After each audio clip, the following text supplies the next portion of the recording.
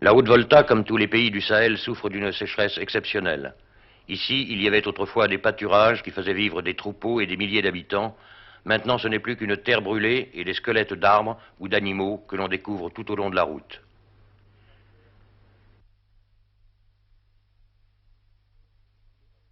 Tous les pasteurs viennent à la ville dans l'espoir de pouvoir trouver un peu de nourriture pour leur famille.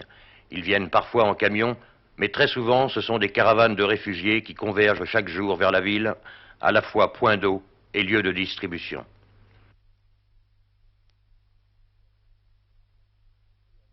Ici, à Dori, à 300 km au nord-nord-est de Ouagadougou, c'est la mobilisation générale pour sauver familles et troupeaux.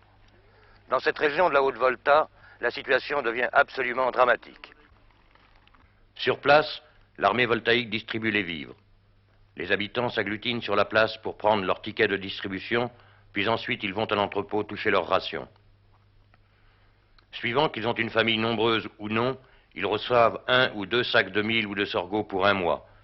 Ceux qui peuvent venir chaque jour récoltent quelques poignées de farine dans leur calebasse. Certains attendent la journée entière, se disputent parfois pour une poignée de graines. Ils sont des milliers à piétiner des heures par une chaleur de 45 à 48 degrés à l'ombre. L'un des graves problèmes de la Haute-Volta est l'invasion. Invasion pacifique, certes, mais invasion quand même des Maliens qui, eux-mêmes, poussés par la faim et la soif, sont descendus vers la Haute-Volta dans l'espoir de trouver un peu d'eau et de nourriture. Mais cet apport d'étrangers dans une région où voltaïques et maliens connaissent déjà un différend frontalier crée un problème politique qui vient s'ajouter au problème de survie.